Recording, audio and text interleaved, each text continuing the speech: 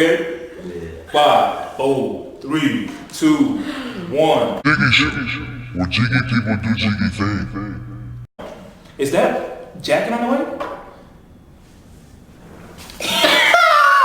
My Kanye mug. Yeah.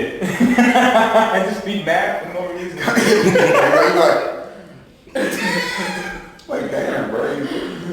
Welcome to the the bottle. Not sponsored. Not sponsored.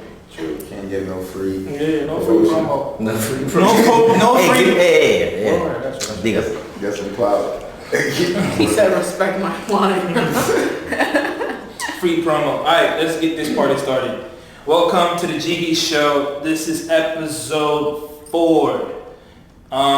We have already actually done this episode before, and I'll take the blame for it. It was my fault. I fucked up. But this is this is take 2, episode 4, and these are my lovely guests. To my left, Landis Brewer. Landis Brewer. Everybody's seen Landis a few times. He's been here endlessly. Gonna continue to come back. This is my guy. We did a podcast before. What's that show called? So we're just gonna vibe up each other like we always do. And this is our little sister, and I say ours because it's me and Landis' little sister. And Arnell. Shout out to Kevin. And yes, and today's episode is about a sensitive. Would you guys consider this a sensitive subject? I mean, to some. To some? Yeah. Yeah, like how often you guys having this conversation with your friends and family? Rare. To me, it's not a topic that's so distant because you know me. I'm in a stage of like comfortability with something that I trust and I like speaking on. So I think most people might find it annoying that when you meet me, hey, I'm trying to break you down right away. Yeah, like, so deep. Yeah, but it's good. I like it. Yeah, I know. What about you?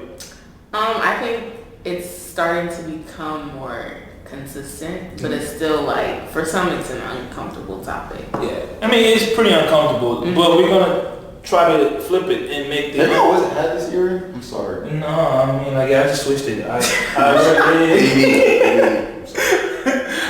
but yeah, and we're gonna switch it. Instead of being uncomfortable, we're gonna make it comfortable. And this, the topic today is mental health. Something that we all go through, no matter where you're from, no matter what you go through, or no matter what walks in life. I feel like, especially in America, we've all been affected by mental health, like tremendously, more so. I won't say more so than other places, but in America there's a focus now. And in the past, 2 or 3 years, and people are starting to talk about. Yeah. And I felt like this is important because, like Landis said earlier, me and Landis, every time we see each other, it's always deep. And it's not even on purpose. It's just natural. And you made a podcast episode just outside of my job. Exactly. Just talking, just really just rapping. And I think that's healthy to have friends like that where you can have this conversation. Exactly. And Arnell is a big advocate when it comes to mental health. Yeah. And earlier this year, she invited me to be in a documentary and just talk about my experience and everything that I've been through. But today, the light is on them. This barely will be about me, but I brought them too because they're two very interesting individuals and they've been through a lot. And okay, I'm done with this intro. It's been the longest intro ever. So let's get straight to them. So how are you guys doing? I'm good. My day off today, so. Yeah? Are you good? Yeah. We should speak up a little bit. How good are you? Yeah, I'm actually really good. I've been driving a lot, but whenever I wake up, that's one of my things these days is just to be thankful. As cliche and corny as it sounds, it's life, your circumstances can always change as long as you wake up next morning. So I'm thankful for that. That's dope. Yeah, I'm thankful for that. We can hear you. Arnell, how are you? I'm good. I woke up today and that alone is a blessing. So, every day is different, but so far so good. Okay, and speaking of days, so throughout this year, and we in December already, 2019 is almost over. Yep. We peaked another decade, and Landis, you've had a crazy year, a blessing year. Yeah. And but before we get into all those details, what has been like the biggest struggle that you have faced this year so far?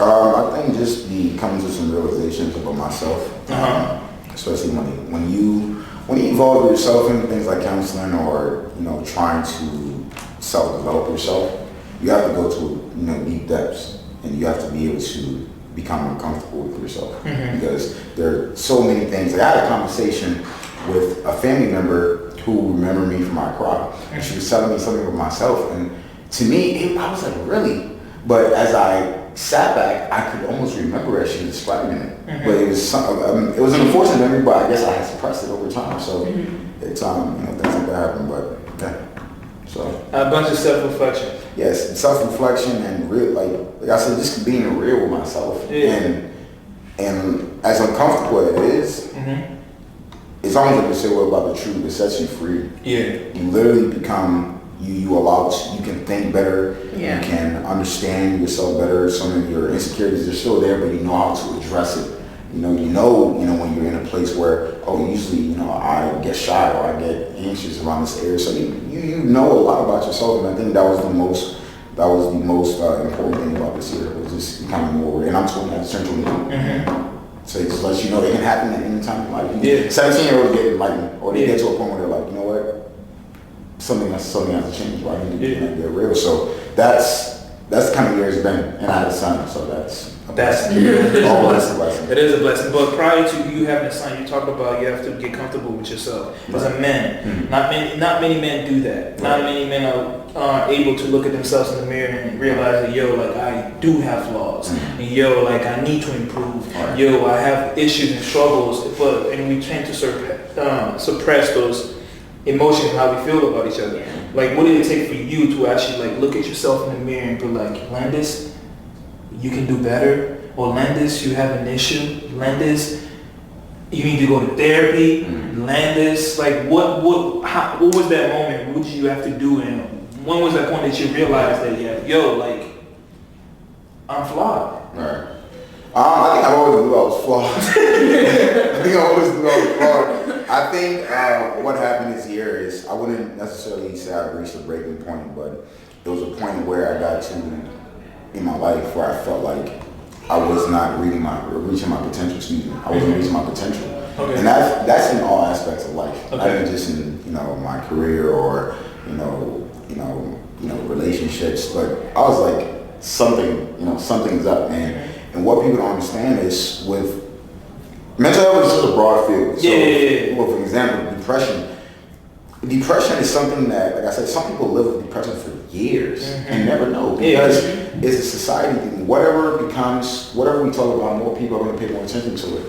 And even when you spoke about guys earlier, I wanted to jump in there and say, a lot of men aren't comfortable expressing their feelings because it's a collective thing. Society, we haven't created that space where men, we have a role, be masculine, be provider. Don't show anything else. Exactly. So I would say that those and along with some other things really is what brought me to the place of looking within and trying to get better, because depression is painful. It's painful. It's really painful. We'll talk about that later.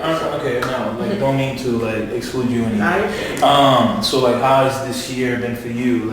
Because earlier we spoke, and I know a lot now. I didn't know, but you experienced anxiety. It's been a tough year so far. So how has that been? How's that journey been to where you were and how you are now? It's been a year, to say the least. A lot of ups and downs, really high highs, and then really low lows. Is that due to I guess how can I say it?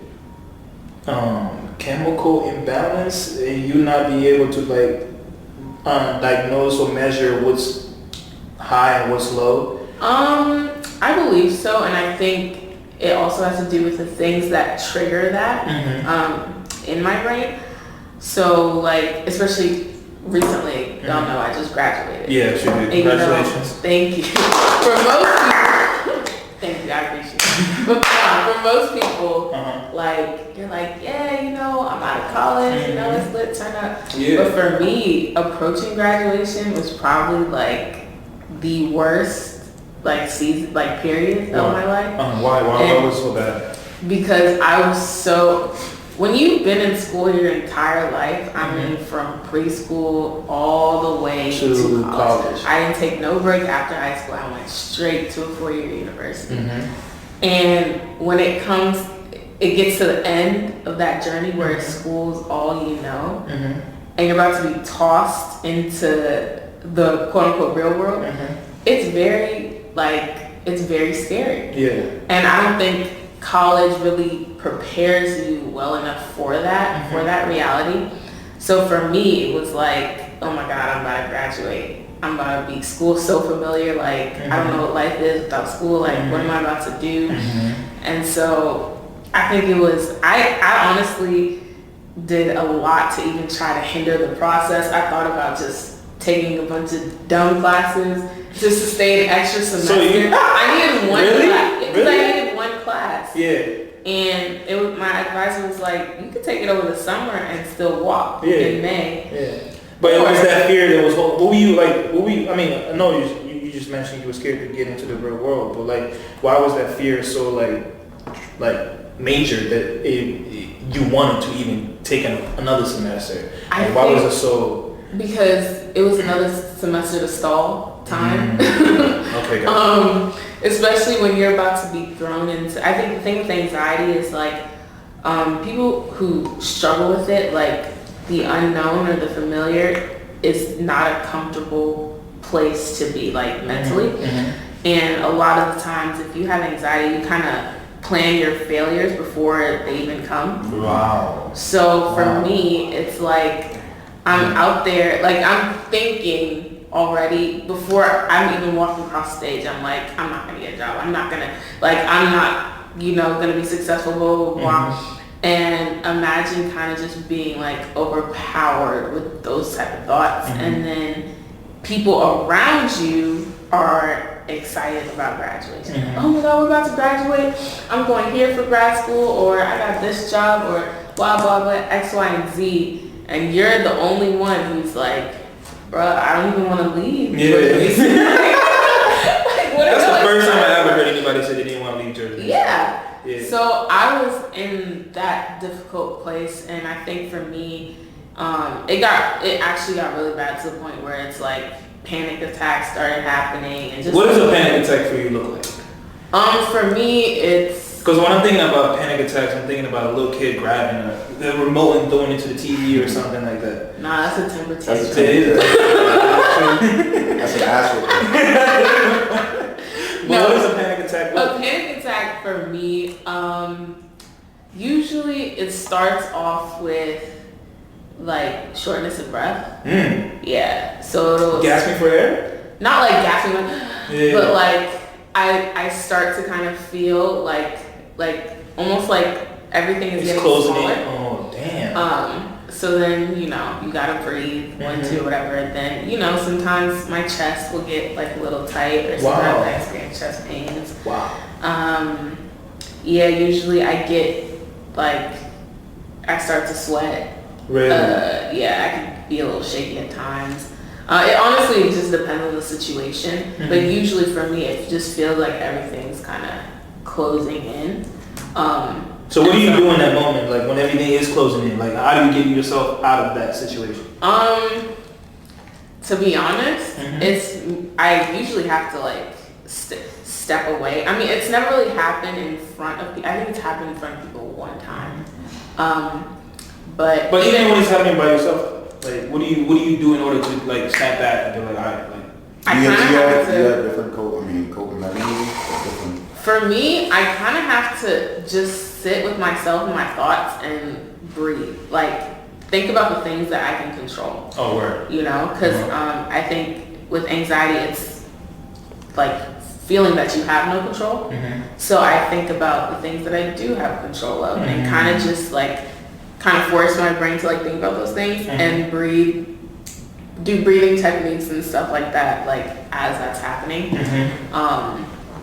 Yeah, but that's usually what I do. It doesn't really happen to me often unless, like now that I'm knowing my triggers and like, being more in tune with that stuff. Like I try my best to like not put myself in situations where that will happen, but at the same time, like you never really know. So true. Yeah. True. I mean, like, okay, so like from like you knowing your triggers and all that stuff, is this like all subconscious? Yeah, can't even speak right now. Is this all subconsciously? Do you like know what to do in that moment, or did you ever have to get somebody to like show you how to like pay attention to the things that you like? Well, I'm trying to transition into like therapy, like so like did you have to go see somebody that can tell you like now like these are the skills that you need to do, these are the tricks you need to do, and all this stuff, or you just like figure this out on your own? I kind of figured it out because I did go like that last semester. I did go to therapy at Mason, but it wasn't a great experience. I don't think my therapist really did much to actually like. A lot of people say that. Like, yeah. Okay, let's talk a little bit about that, because people always like if you're going through mental issues, if you're going through depression and anxiety, people be like, go see a therapy, go see a therapist, go to therapy, go talk to somebody. And a big advocate in the entertainment industry is one person, that's Charlamagne. Charlamagne, the guy that's always advocating for mental health and going to see therapy. But then, like, how do you break down like who's a good therapist and who's not? Like, because like you just said, like it wasn't good. So how was that experience though? Did you feel like it was just like a waste of time? Yeah. Well, I mean, that certain situation was like when I first went or realized that I had to go. It wasn't a good situation. Yeah, it wasn't a good experience because I just felt like it was almost like I was talking to a robot. She was very like reading off a script, and it wasn't like she was really trying to connect or even like help me solve my problems. It's kind of just like, okay, this is what I have to do. So this is what I'm getting paid for. Yeah, she's asking, and therapy at first is very uncomfortable because they ask you deep questions like. Such as what? What kind of questions are they asking you? Like, have you attempted to kill yourself in the past 2 weeks? Yeah, like they jump into that stuff. And for her, wait, like straight off the bat? I mean, obviously, what's your name and what you're here for and stuff like that. But then as you go on, they start to ask you those like big questions. You're sitting there like, oh my gosh, like it's not that deep. I just have anxiety. but it is that deep. Yeah, but it is that deep. It is that deep. And so, but for her, like in that situation, it just felt like she was just reading off the script. Like it just didn't really connect at all. And so it kind of like turned me off. But I also knew that like the therapy thing, it's trial and error. Yeah, it worked. You can't, like no one's gonna some people do, but not everybody falls in love with their first therapist. Or connects to their first therapist. So it really is trial and error, and just finding that person who you feel like will help benefit you and help you develop new ways to kind of deal with these things. Word. Speaking of another person is recently going to therapy, and which is you, sir. How is that? You took initiative by like putting yourself in that situation and going there. So how has this experience been so far? I know it's recent though, right? Yeah, like Arnell alluded to earlier, I think with picking your therapist is to each his own. Everybody's different. For me, I felt like I could be more vulnerable around somebody I had nothing in common with. Stranger? Why? Yeah, because it's a comfortability thing. Yeah. So it's and this is not a race thing. So let's not make it bad. Everything's like you need some like elaboration or something. But the first therapist I went to was a white gentleman in Washington D.C. The first sessions were it was good, but I had no connection. And I had my guards up. I had my guards up. Maybe it's weird, maybe because I'm a deep nigga, so maybe it's raised all that. But what I did was I tried 2 therapists. The third lady I landed on, she was perfect for me. Yeah. Can I tell you why? She's a lady from Bangladesh. She and I have nothing in common. Yeah. But she's very, very brilliant. Yeah. And she creates a setting to make you feel comfortable. Yeah. And this lady, I didn't feel like I didn't call her at any time to rock, right? But what was cool about it and what took the anxiety away or the pressure was she and I had nothing in common. I didn't feel like she would judge me. Cause that's what, you know, anxiety or anything, you overthink everything. So this person's not gonna judge me. She's literally just here to help. So our culture differences, nationality, all those, I think for me personally helped. So I was able to get comfortable with a lady from Bangladesh who I knew nothing about, you know, my background, but she created that setting for me. So and nobody told me to go to counseling. That's the funny thing. Not a family member, not any friends. Not, you know, like maybe you and I would rap. But you took the step on your own. Right. You would tell me that you're about to take this step. It's not like I told you to do it. And it was nothing I was boastful about either. At first I felt shame. I was like, damn. Why? Where's the shame coming from? Because you gotta think, growing up, people who go to counseling or who go to therapy, you feel like, oh yeah, this person's crazy. This person is. So it's funny when the script was flipped against him. You know, I grew up with all these assumptions and all these judgments, and then when I put myself in that predicament, when I found myself in that predicament, I was like, wow.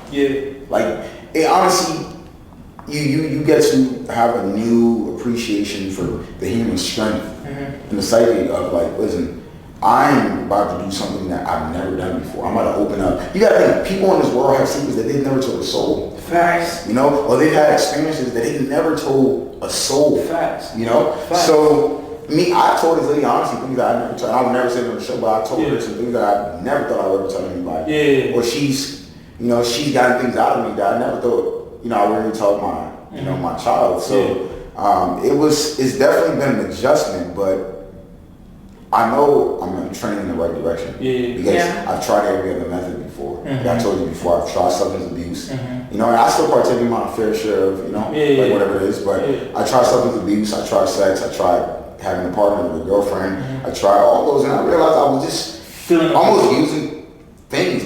I was using things. I was using people to try to fill whatever void that was. And that void, I still don't know, but I do know I'm on the right track. So that's why I would speak to.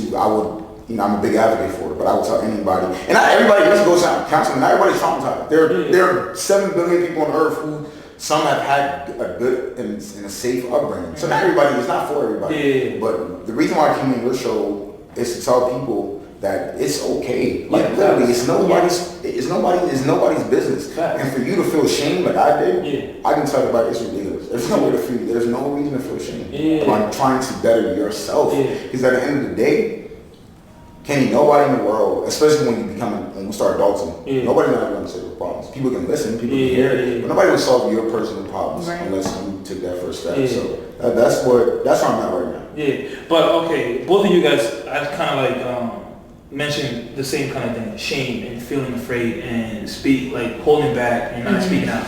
But that shame and feeling the way that you feel is cultural. It's a cultural thing. It starts back. All of us are Africans. And it starts back from back home, and another thing coming here is the skin color. It's a black thing. Black people are not open enough, or we haven't created, like, going back to creating that environment where it's okay to talk about those things. So like, you guys going through everything that you've been through, how was it? How challenging was it? Just dealing it on your own, knowing that you can't talk to mom, knowing that you can't talk to whoever. You know what I think? And I didn't cut you off. At first, I was a big believer of, it's just a foreign thing or foreigners. You know, we're not allowed to express ourselves. But I was talking. That's the majority, right? I was talking to this young lady. She was in Bulgaria. She's a friend of mine. She was a lifeguard. I met her over the summer. She and I was talking, and I told her about the show. And she told me, she's like, Landis, I feel like everybody in America, you know, all you guys have some issue. Right? And I switched off, like, it might be true, but to each his own. You know what's funny? 2 days later, that girl wrote back to me. You know what she told me? She's like, Landis, I think I need to go to therapy. Wow. Her name is Victoria. She lives in Bulgaria.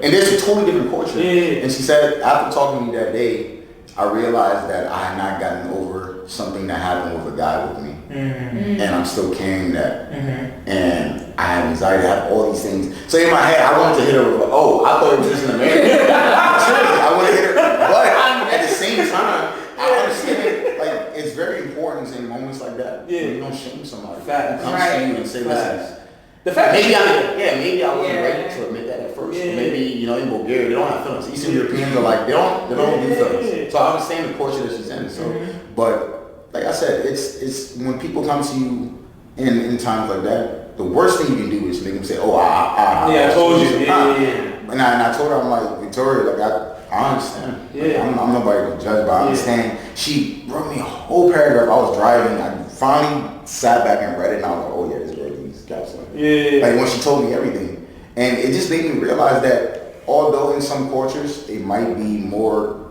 what's the word? It might be there more like that we don't create the environment. It's stigmatized. Yeah. But I've met white people who don't talk about it. I've met Asian people who don't talk about it. I've met black people who don't talk about it. So you think this is a universal? It's a universal thing. Okay. The more you talk to people, you just have to like have the cues and know when to speak and when to listen. Right. It's at the end of the day, bro, this is skin color. Like there are Asians who their upbringing, they're not allowed to express feelings. Yeah. There are there are white people who, they deal with everything logic. Yeah.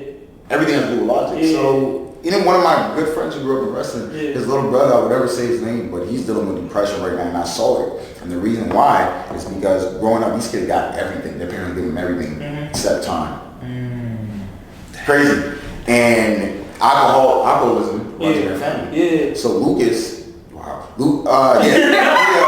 he would never watch this show. But this kid, I caught him becoming a drunk at the age of 17. He quit lacrosse, was one of the best lacrosse players in the country. It was at South Lakes. Wow. Started drinking, and sometimes that's some people's coping mechanisms. The bottom of the bottle, or whatever it is. Yeah. So and I always create an environment for Lucas to talk to me. Yeah. He's a white person. Yeah. And I live with him, but I always create that environment because I understand where it got to. I had to go through a lot to get to a point, Kenny, when I really talk to you about it. Facts. Arnell, what about you? Because I know you dealt with a lot. Yeah. And I mean, thank you for driving all the way over here. Yes. My girl. Yeah. Let's give her a round of applause for that too. She made it. Yes. Yeah. But yeah, I think yes, it is a universal problem, but also I think that society kind of picks and chooses like when it's acceptable, and I think that's the issue. Okay. What do you mean by that? Though? Break that down. Like for example, yes, I think the mental health crisis or whatever you want to call it, the stigma. Yes, I do believe it's everywhere, but I feel like it's more lenient when it comes to like, for example, a white person compared to black people or Africans. Yeah. Why do you think that's the case though for like us? Because it's a cultural thing. Like I'm speaking from being Ghanaian. Like we don't talk about that stuff. You know what I'm saying? We are raised to be strong. You're raised to. My dad used to always say like, don't let anybody see what you're going like outside the house. Don't show. You know what I'm saying? You always have to be strong. You know what I'm saying?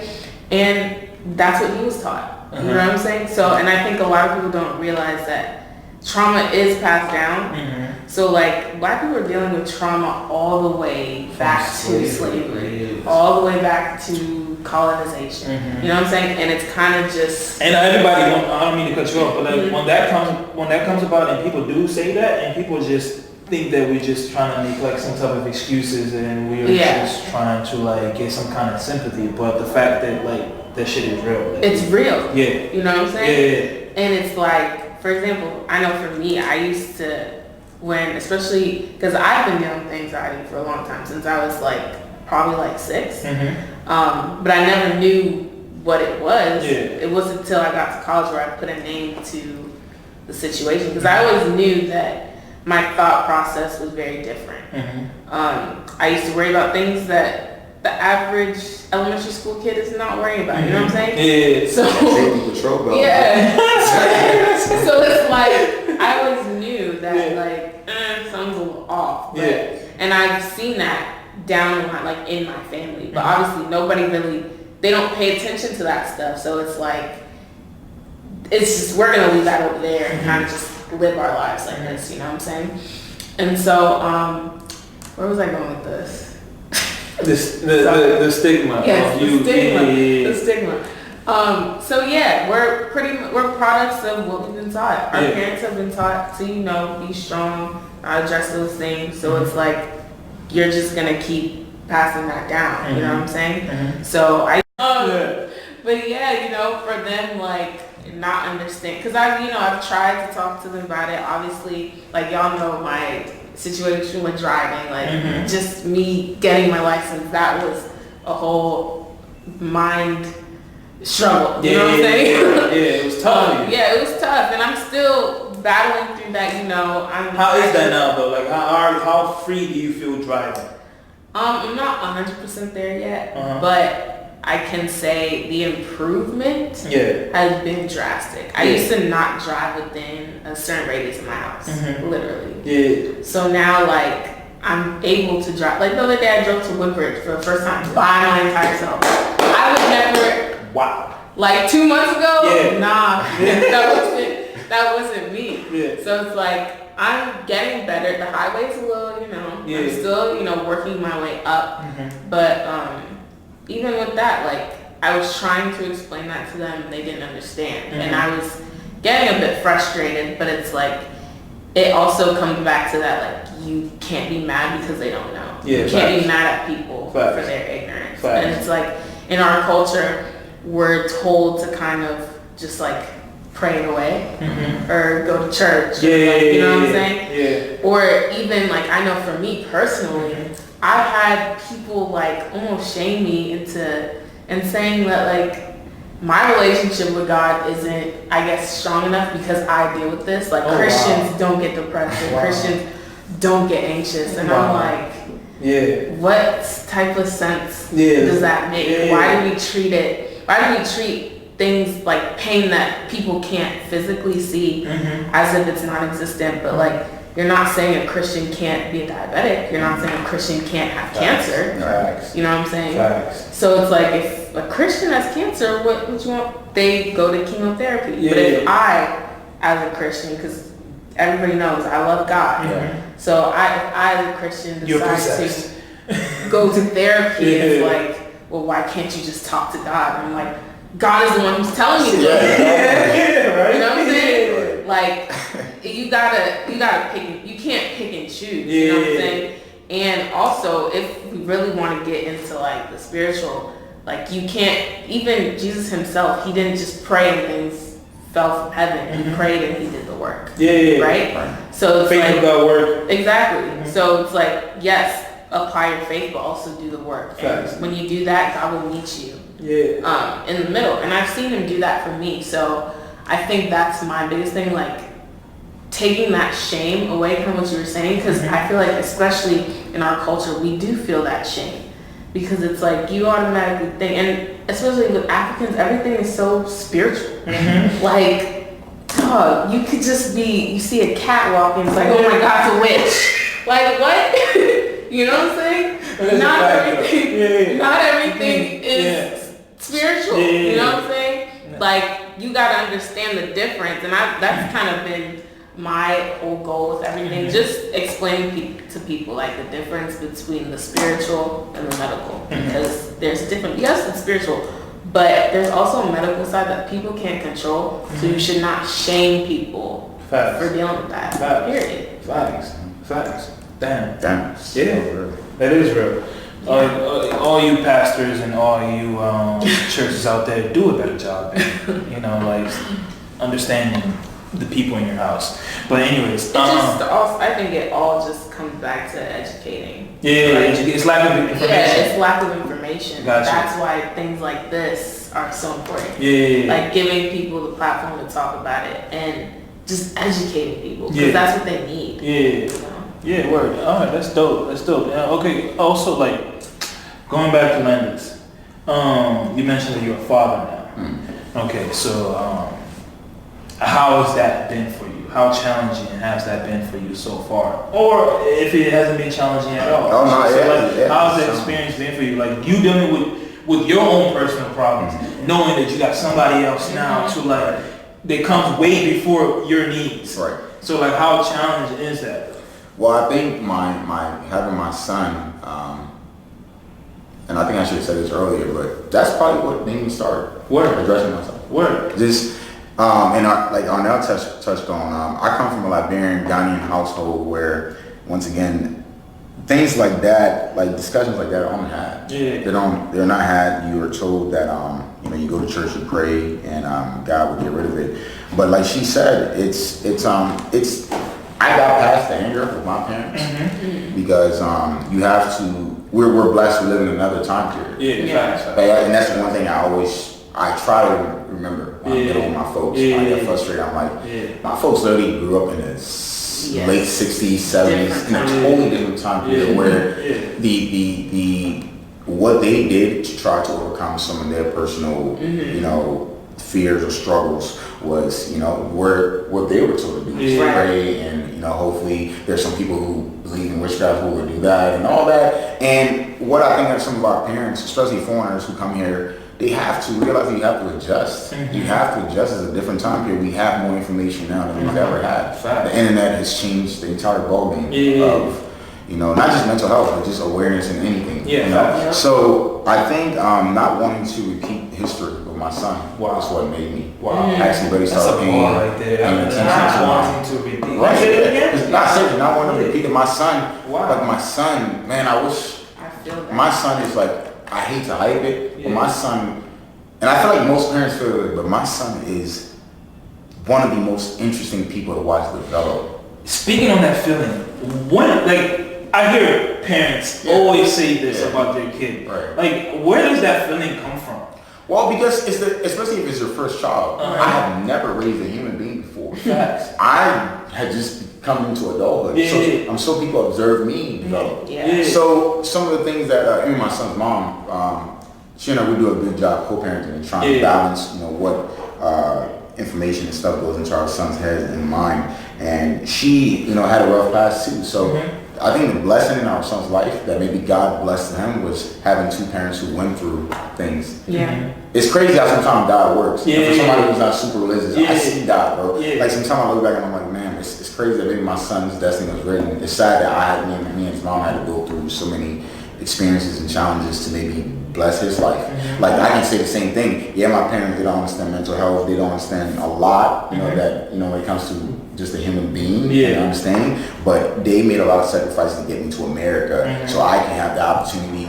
Maybe that's not what they're thinking, but that's God's doing. So I see it like that. Like the anger is starting to go away, and I'm starting to just see the bigger plan in God's bigger plan. Maybe maybe my parents did their job in this journey. They got me to America, and I just gotta continue educate myself and pass it to the next generation. Because I'll be damned if my son ever one day questions the love from his parents or the understanding of his parents. And I think that was what really, like April 12th when my son was born, I think that's the day I was like, it might not be tomorrow, but this has to get addressed. I can't keep hiding anymore. So everybody has different motivational factors. Some people, I know a guy who said, F depression, F plane phobia, I want to be one of the biggest CEOs in the world, and I can't do that if I'm just in one area and can't get on the plane. He had a motivation. So I think everybody just, you have to have something that will motivate you to not be stagnant and not stay in that place of fear. Because what anxiety does and depression, man, I described it to somebody the other day. I was like, it's like living in a world where everything is great. You have nothing to look forward to. I would think about events in my head. Once that event came, I was like, what's this?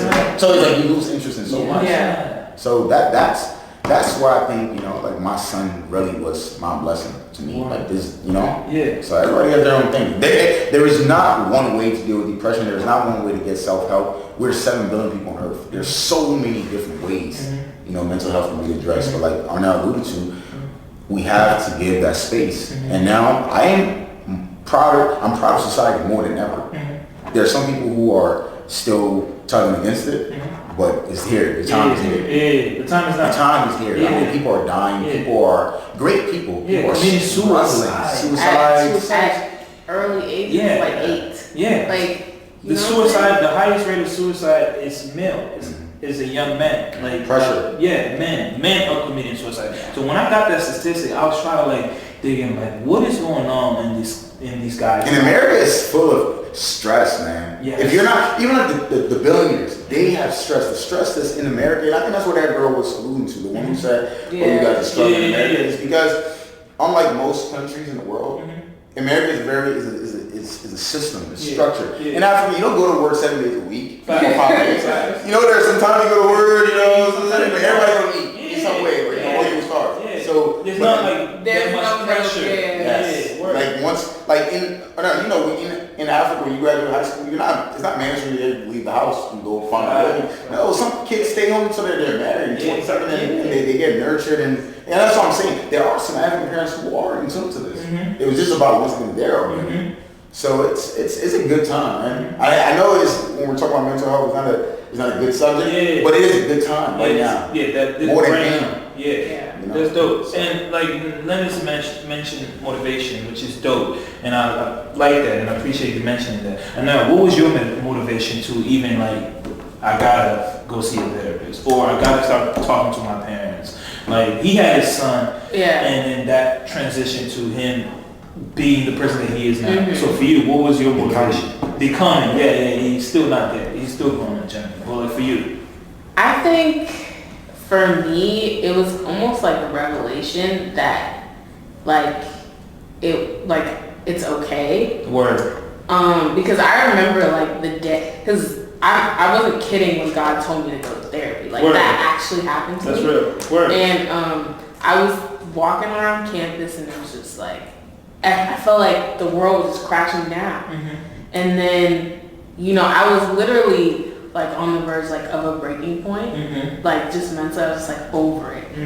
And I ran into my pastor just randomly. Brett? No. Oh, word. I was about to say that. Shout out to Brett. No, his son, our campus pastor. Oh, cool. Yeah. Cool. And so I ran into him, and I was just like, and I was thinking about, I was like, man, should I just go to the counseling services now or whatever? And I was still kind of battling that. I was like, I don't want to do it. And then I saw him, and he just randomly was talking to me about, I think some video he watched, and because he was discipling me as well, and he was like, have I ever made you feel like you couldn't speak like to like a professional about, because obviously he knows my struggle. Facts.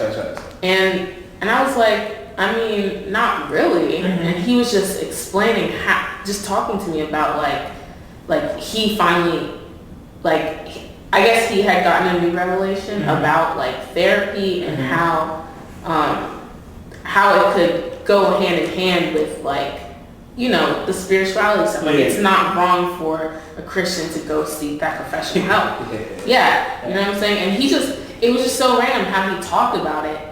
And it didn't even have anything to do with me. He was just sharing with me what he just learned. That's dope. That's dope. And that was my That's definitely a vivid. That's definitely. And I walked away and I was like, I hear you. And I went. You know what I'm saying? So for me, it was kind of that revelation, and I knew that I wasn't where I wanted to be, and I knew that my health was the reason. Because I was kind of just, and that's just how I am usually. I've kind of just being a middle child, I've always sat and just absorbed things and never really spoken.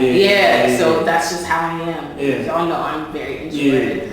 And so for me, it was like that time to kind of just it's self-help, like get help for yourself so I could be the person that I want to be. And I think about that, like I don't have kids, obviously, but I think about like my future kids, and I don't want them to kind of walk around like if my kid has anxiety or whatever, I want to be able to be equipped to like help them through that. I never want them to walk around feeling like they can't talk about it. You know what I'm saying? So for me, it's like, in order for me to be able to be a better person, not only for my kids, but just for everybody around me, my friends, my family, like I need to be better. That's dope. That's dope. That's self-reflection right there. That's some self-reflection right there. And that takes a mature person. Honestly. Like not a lot of people are doing that, and not a lot of people know how to express themselves. And going back to the pressure that we realize that America puts on individuals. Right. And I feel like it's a tool that we all use, especially as millennials.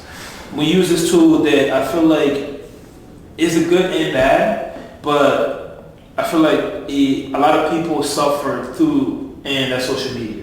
And like navigating and being able to, deal with that world. It's as fake as it is, as real as it may be to somebody. It's a world that we all experience, even if it's 5 minutes out of your day. So I'm asking the both of you, like how much of an impact has social media has been to your mental health? Or even does it still play? I think I told you the other I got off. Yeah, you did. Just because. But even getting off though, what made you realize that because it's one thing, I hate to make everything generalize everything. It's to each his own. There are some people who literally have the ability to be on social media and use it in a constructive way or a way that's going to be beneficial to more than just themselves. But with the culture and the society that we live in now, social media has become look at me. That's basically what it is. Let me, even people who do like things that I admire. I tend to think too much into it. I tend to overanalyze everything. I watch jealousy come within me, and that comes from being mindful. Mindfulness. Some people call it praying, some people call it meditating, but mindfulness is when you're observing of yourself and from like a third party perspective. And being mindful has definitely helped me realize that social media, it's crazy to say, man. I enjoy life before it, but I became so ingrained in it that I didn't realize that I was not one of the people that it was beneficial for. I did a lot of things on social media. Like I earned to my own horn. I was able to raise money for a Sierra Leone had a mudslide a couple of years ago. It killed so many people. And I was able to raise $500 on Facebook just from talking to people about it. At that point, and all those little things. So I do believe it's good for a certain purpose and for certain individuals who know how to use it the right way. But the abuse and the aftermath of what can happen when you do abuse it, it's horrible. Like I saw a study, man, that said like Instagram stories now it's sad to say it's becoming one of the biggest reasons for depression. Because people they go on social media like that person's life, that's my friend. I'm happy for I like it, but I secretly wish I was there. I wish I had that life. I wish, but I don't know that person's bad. I don't know what they want to get to that point. But it's become almost like a look at me platform instead of a highlights. Highlights. And me, I'm just like I do see people who use it for good, but for me it's not. So now I think I have an Instagram. I delete the app. But I only go on there when I launch a podcast. Facts. And another thing, I even stopped doing my own podcast while I talk. I told you, it was so much pressure I was putting on myself. I'm like, I don't have to put out a podcast to feel like people know that I love sports I'm doing it for the wrong reasons. So let me step back, let me remove my ego to say, you know what, I did that podcast, I enjoyed it, but that's not it, I need to move on. And that's okay. And so that's just one social media, that's just one less platform I have to worry about. Facebook deleted it. Because I realized that, I told you, I was becoming dumb on Facebook because I was looking at opinions of people. And I didn't even be able to comprehend my own thoughts or put my own thoughts together. Like I was like, from politics to religion, there were so many different opinions from people who were so good to each other in person. But let them disagree once. It becomes like, you see the nastiest dialogues going on. And I was like, that's not me. So for me, bro, life has been freaking amazing since I deleted Facebook, since I deleted my own personal Instagram. I only have the Reviews podcast Instagram. When I go upload it, delete that, and I'm done. Because I put my message into the world, and I'm done. I don't need to be on there. It's time consuming, and it doesn't benefit me personally. Not saying not for everybody, but for me personally, it wasn't doing me much justice. I'm a people's person. I deal with people better than I'm in person. So. And I know for you, and I feel like for you as a woman, it's like, especially for women out there, women out there it's probably like women out there, it's probably really tough for real, like social media. So like, how much has that affect your mental health? Man, social media, I always say it's the best and worst thing to ever happen to our generation. Facts. Because the great thing about social media is you literally have access to everything. but that's also a bad thing. You know what I'm saying? So like in terms of mental health, social media, especially if you are not somebody who knows your triggers yet, social media could be very detrimental.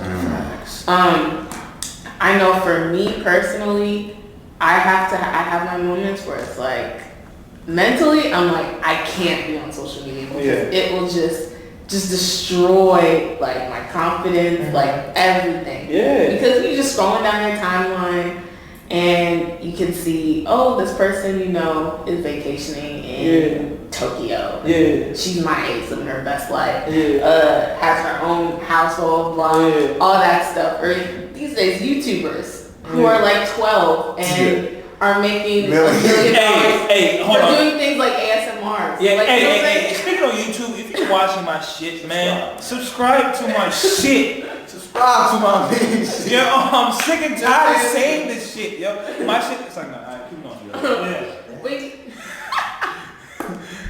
But yeah, like you see things like that, and even, for example, what you say with women, like these days, a lot of women are kind of, you know, trying to alter their bodies to look, or their faces to look a certain way because they see like a Kylie Jenner, and then they're like, oh, like that stuff is really sad, man. It's sad, but I have struggled looking at that. Like, exactly, and it's like you're seeing it in young girls, like in elementary school. Like I want to look like this, and you know what I'm saying? It's like, but you're so young. Like why are you? You know what I'm saying? But it's not their fault. That's what they've been immersed into that culture. You know what I'm saying? Especially this generation, like the generation behind me, all they know is social media. That's what they were born into. These days you see kids who are like 4 years old with iPads. Like, you know what I'm saying? Like that's all they know. So it's like it does affect your mental health whether you realize it or not.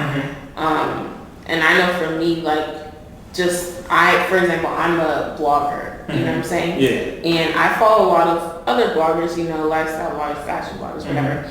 And sometimes I'll look at their content and I'm looking at like my content page and I'm like, oh my gosh, you know what I'm saying? Like I'm not consistent, I'm this, boom, boom, boom. You know what I'm saying? And just that alone, like then that turns into dang, like I ain't shit. Like you know what I'm saying? Like things like that. And so, or even like on the other side of things, like as black men or black people in general, you go on your Twitter feed and you see black people getting shot by police. You know what I'm saying? And you're not asking to see, these are things that you're not asking to see it. So you can't unsee it. So it's like, now you wonder why black men are so paranoid. It's because, you know, they're being exposed to things that they're not asking to be exposed to. And then we're told, okay, just go live. Toxic information. Yeah, you know what I'm saying? So there's no like real boundaries when it comes to social media. And I think that's a problem. And with people not realizing or understanding like their triggers and things like that, it makes it even worse because now it's like you're seeing certain things and then you wonder, well, when the police stops you, like, why am I so tense? Or like, you know what I'm saying? But you're not realizing you're feeling this way because yesterday you were on Twitter and you watched a video of a kid getting shot just for not stopping at a red light. You feel me? So yeah, social media definitely, if not used wisely, like he was saying, can definitely have a really detrimental effect on your mental health. So I think it's also like mindfulness. Be aware of what you're looking at. Especially for women, I know insecurity. That's what I'm saying. That's what I'm saying. A lot of our insecurity comes from Instagram. Yeah, especially Instagram. And even the other day, one of my friends was like, "Oh my God, like I see you, I see your stories, and like you know you're happy, living your best life." And I was like, "Boy, little do you know." Like, you know what I'm saying? Like I was just like. Fam, it's really not what it looks like, but obviously on social media, you're not going to show people that facts. So sad. You know all highlights. So. Okay, speaking of, I'm glad you even pointed it out because I was transitioning to this, and you mentioned happiness. So after dealing with everything that you guys have been dealing with after this whole year, and you know being self-aware, and just being in the space that you are right now, what does happiness look like for Landis? What does happiness look like for Arnell? What is happiness? When are you happy? When am I happy? What does it look like? Paint me that picture, please. Let me see that vividly, because I want to understand. I think for me, happiness is being just like around the people I love. That's like where I'm most like just genuinely happy. Yeah, that's what it looks like for me. Just being around good energy.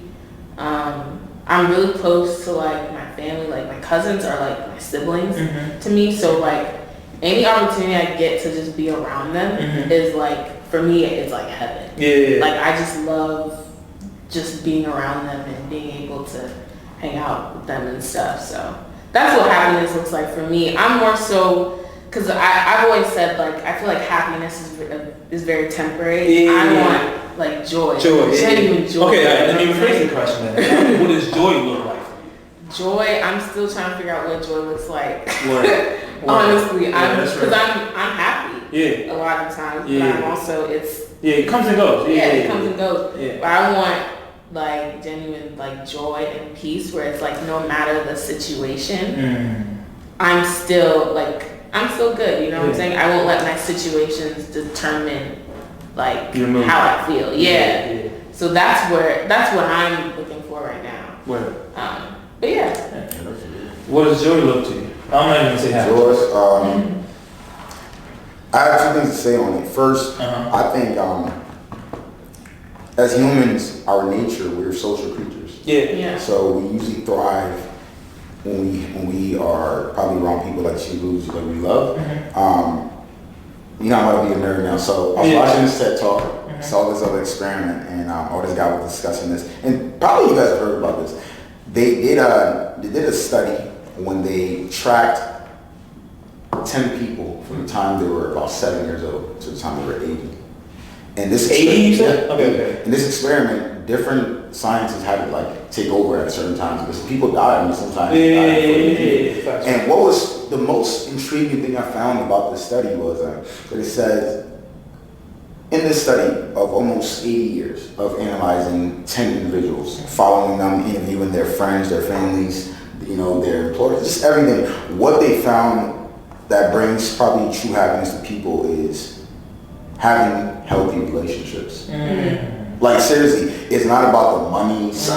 To each his own. We come from poor places, so we see a lot of money, that makes me happy. But that's temporary, she said. Yeah. Right? So when I realized this, I was like, wow, like when do I truly feel happy? And I'm like, it's not so much my bank account, it's not, how high, whatever it is, it's none of that. It's truly when I have healthy relationships with my close friends, my family, like transparency is there. That's dope. I don't have to wear my mask. That's one of the biggest things, not wearing the mask. Yes. That can bring you so much happiness. So because much you feel so free. It's not wearing that mask. So I think relationships, healthy relationships is probably where I'm at my happiest. But I will also say that we live in a world right now where, and both men and women struggle with this. We try to fill that void of happiness with different things. Materialistic things. So even relationships. People will live, and when we're talking about this, people will literally have a horrible partner. But just because they believe that this person is here, and we as humans, we hate change. So this person is here, this is my happiness, no matter how toxic it is. I'm gonna stay with this abusive man, no matter how toxic it is, because I'm happy, I'm at peace. And I think one of the most selfish things, it might not come off as selfishness, but one of the most selfish things we can do in this world is hold somebody else responsible or accountable for our happiness. Like if I'm dating a girl, right, or if I'm dating whoever my partner is, up to like probably 24 years old, I believe that as long as I got my girl, we on it. No matter what I'm doing there, but as long as I got my girl, we on our wave. I'm happy. Yeah. But I'm like, no, because I'm holding that person responsible for my happiness, so that when they're not around, then I go to depression or I go to sadness. and it's funny to sound, but that's something that's so real. I've seen it on a daily. I've seen it from me to the point that I was like, I just need to chill with this. I usually relax and just try to find what makes me happy when nothing else is there. Yeah. And if it's not there, then that's what mindful. You'll sort of realize like, damn, I just like watching cars. I just like all these little. I mean, I think as somebody who's done it to people, you know, and somebody who's been on the opposite side where I've realized that this person was using me for happiness, and it's when I'm not there and I'm not happy. Dude, that thing fall into me. You start putting that on me, and that's toxic. You know? Yeah. So happiness is a very broad thing. Yeah. I hate to keep using it, but it's to each his own. Yeah. But at the core, I feel like most people, when we have healthy relationships, it doesn't matter how much money, how much material values you have. Once you have healthy relationships, bro, happiness will be there. I know I have cousins in Africa who I'm like, how the hell, bro? You probably make $10 in a month. But happiness, I just see it in you, in your spirit. And why? Because they have our other cousins, they have friends, they don't have to worry about the social pressures and economic pressure that we have in America. Yeah, and also the culture is very different there. And because when I went back, I realized the same thing. Like there are people who barely have anything, but they're so happy. They have so much joy in them. Yeah. And it's like the culture is very different there. Like here in America, it's like everybody's always on their own thing. Like you work the 9 to 5, go to work, come home. Like, you know what I'm saying? But they're very family oriented and like just more personable, I guess. Yeah. And so, and they build relationships. Yeah. And so I think that's a difference. And also like, I think that's why it's so important to like be whole with yourself. Because if you're whole with yourself, you won't depend on anybody else for your happiness. You know what I'm saying? Right. Because, and that's why it's so essential, like for you to work on yourselves mentally, physically, spiritually, emotionally. Like you need to be, I mean, nobody's ever 100% sound, but balanced. Yeah, you need to really just fully like put an effort into working on being the best version of yourself. Because if you do that and you continuously do that and you work towards it, you won't depend on your boyfriend or girlfriend to make you happy or your mom. Like, you know, it'll just be there. So that's dope. Yeah. This is amazing. I'm just sitting there and just opening the sand. Like, wow, this is very therapeutic too, for real, because it put a light on me, myself too. And it's just like, as I'm sitting here listening to you guys, I'm also like, oh my God, like this happened. I did this shit. Wow. And it's like, whoa. And it's just like, it's helping me become well aware. But before we cut off, and I mean, like, I always do say this, like, not always, but there's been episodes that I do say that this is like one of my favorite episodes. But I gotta say, this is, this is one of them, like the most like impactful. Like to be honest, for real, like I think I'm gonna take some time out and just like really look at myself in the mirror. But outside of that, this is not about me. If one last question before we do cut off, and if you guys were to create, or if you guys were to advise, like a solution, or not even a solution, but like a step further, a step further to helping people get in tune with themselves, become self-reflective, and become self-aware, become emotionally, all of that. What would you suggest, or what would you advise? Like, I'm talking about this as a whole, not even just individuals. Like, I'm talking about it's like, let's get 10 people. I don't think there's an antidote to just everybody's mental health issue. I don't think there's one size fits all kind of thing. I think it's my advice to anybody who's ever felt, alone, or ever felt just that their life was imbalanced or something was off, is that you owe it to yourself. Bro. But don't you feel like society is responsible to, for us getting better as a unit, though? Yeah. But society is an accumulation of everybody. So it has to start with individuals. And I think, you're a great interviewer, and I think something like this platform that you've created for people to speak on things like this is one of the biggest things anybody can do is to, once again, like I said, give people the space to say, hey, I am struggling, or this is what I'm going through. Because you will honestly see people transform, man, in front of your face. Yeah. You will see some things, you'll be able to relate to people in ways that you didn't even realize. People who you have nothing in common with. And I just say, hey, let's go have a mental health party where we all just sit there and talk about our issues. But nah, man, give people the space to say, hey, listen, I've been through this, or whatever it is, but I'm okay talking about it. I think that's where it starts. It's just giving the platform. Or just like the space to speak on things.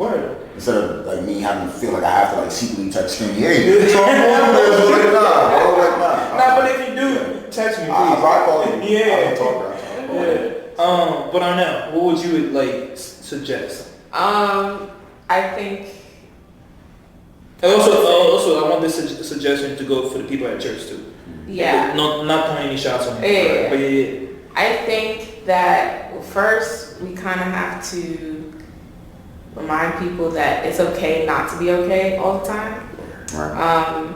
And don't be ashamed. Mm-hmm. We shouldn't shame people for going through real shit. That's real. That's real. You can't, like, you know what I'm saying? Yeah. And I think everybody's going through something. Fast. So there shouldn't be, like, we shouldn't judge people because you don't know. I always say, like, there's a reason behind why people act the way they act. Word. So you shouldn't judge anybody because you don't know what they have gone through prior. You know what I'm saying? Mm-hmm. So just to not be ashamed, because I think that is the biggest thing. People feel ashamed to say something.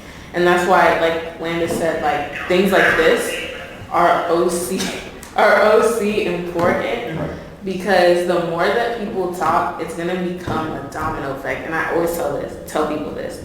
You talk about it, somebody is going to open up and talk about it. And it's just going to keep going and keep going and keep going to the point where people are going to feel comfortable to talk about their issues. Word. You know what I'm saying? Yeah. And for the church, I feel like as a church, we need to, because the church is not a building or a specific denomination. The church is people. Facts. People make up the church. Facts. So us as people, we need to actually not say spread love, but actually execute it. Yeah. You know what I'm saying? That's the thing. We all say it, and it's like, oh, Jesus wants us to love everybody. And but do you really love everybody? Yeah. Like, you can't pick and choose who you love. You have to love people as a whole. Jesus loved people who hated him. Facts. You know what I'm saying? So it's like, we need to not shame these people, but show compassion and love, so that these people come in and are willing to open up and talk. You know what I'm saying? And that comes with education. I think more churches need to have mental health talks. And I just did one last week. And after I was done, I was like, yo, this, like, I encourage them to do this. We need to have a mental health talk where we just talk about it for what it is. You know what I'm saying? Because I think the problem is a lot of people don't know the difference between the medical and the spiritual. You know what I'm saying? We got to understand that these things are not just demons, you know, attacking people, but there are actual chemical imbalances in the brain that are causing people to feel this way. Like, there's a lot of things going on in our brain. There's a lot of plugs and wires in there. You know what I'm saying? And so we need to educate people on that. And that's why I think churches just need to start doing this and bring in psychiatrists, bring in therapists, bring in psychologists, like people who know about the brain and can educate people. Because it starts with people. People just need to be educated. And once they're educated and they know, then we'll be able to solve this problem. But that's where it starts. And I think for me, my goal, I used to always think, okay, my goal is to force people, like, try to get people to understand. But no, like, my whole perspective has switched. And I feel like God is saying that it's not about making people understand, but it's about making the people who feel like they've been silenced, making them realize that it's okay. And they have a voice and they can speak on it. And not only that, but God cares about what you're going through. And you shouldn't feel ashamed. So I think that, for me, that is my whole goal. Like, making sure the people who are struggling know that they have a voice. Word. They shouldn't feel shame. Word. And they have an open space to talk. Wow.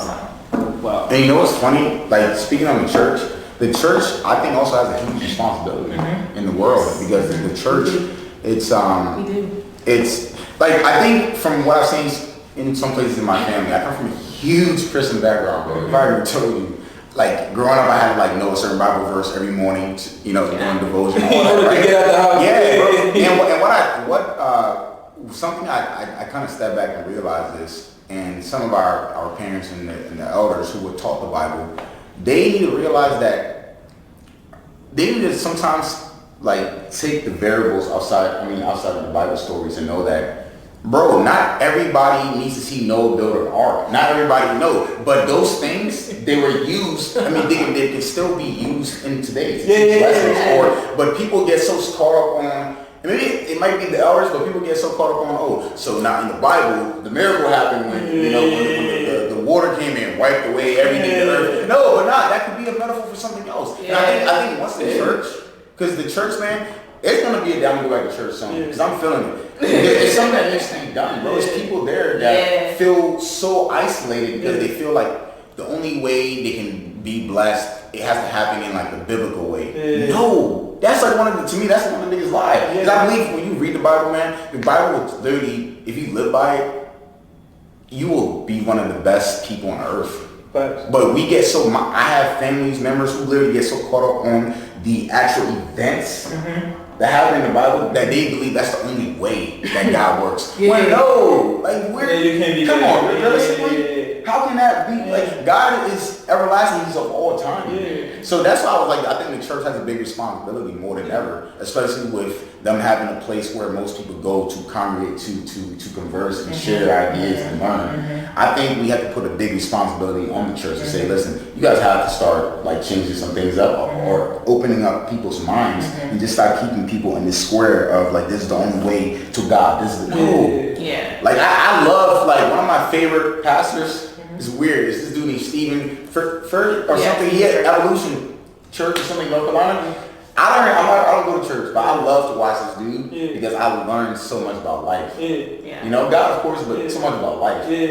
You know, and I'm like, damn, that's dope. So, you know, like it doesn't, blessings and the only way to healing is not just how the Bible explained it. That was at that time period. You know, that's how God works. I believe God still wants us to read the Bible, go to church, and invest in our health and our minds and our souls. But we have to stop believing that everything has to happen like the way it was biblically. Because it's not reality. It's a different time. So that's why I am with that. I didn't mean to jump on the whole church. But I think at any time, more people will start to come back to the church. Facts. And I think we also have to kind of, and that's why I'm really like, I love this generation, because I feel like now we're kind of our eyes are being open to that, and you're seeing like more pastors like Stephen Furtick and stuff, just they're able to connect and relate to young people, and even through their preaching, like you realize like the Bible's not really far off from today's society. You know what I'm saying? Like Elijah went through depression. Facts. Like he was having some mental health issues. Job lost it all. Like imagine his mental health. Literally lost everything. Everything. Like, you know what I'm saying? So it's like these things can be applied to today's time. So it's like, it's just kind of like you said, we kind of have to get out this mentality that if it doesn't happen this way, then it's never going to happen. Because like God's going. Like God is outside of our time, and He can do whatever He wants. So it's like, you know what I'm saying? So I think that's also like a really important thing to remember. Dope, man, Pastor Brad, man, Let's get the congregation right. And it was really dope that you actually did that, and you had that mental health talk. And I want to even applaud you for that. That's really dope.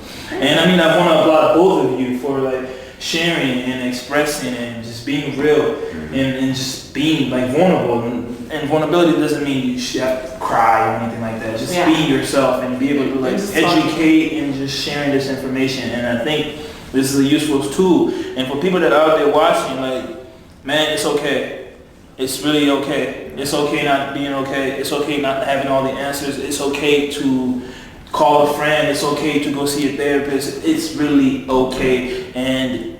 But you have to be okay with yourself in order to do these things. Yeah. And I just want to say thank you guys for coming through again. Again. And and Skip, I know you're not on social media that heavy anymore. But people, like I said, my podcast views, so it's Instagram, views shared. Yeah. Instagram. It's on every platform, and we have real conversations on it too. So that's where you can reach me. But other than that, don't reach me. I don't want to. Yeah, I'm good. I like being in the car. I like to. Seriously, I don't have much to do. I'm dead. Arnell, where can people find you? I am on social media. You can follow me at Enno's Diary. I'm sure Kenny will tag it. Yeah. But spell it ENOS.diary. And what else was I gonna say? Oh, my mental health project is coming out soon. My documentary that I shot. It'll come out probably the beginning of the 2020. Word. Protect Your Mental, my mental health foundation. Word. That's about to drop soon as Word. Can well. I steal that title?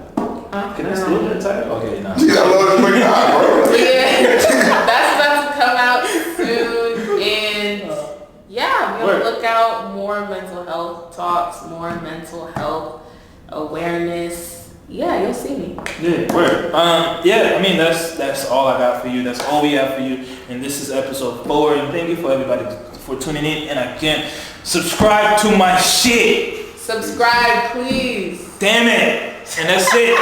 You under the I give you guys this shit for free.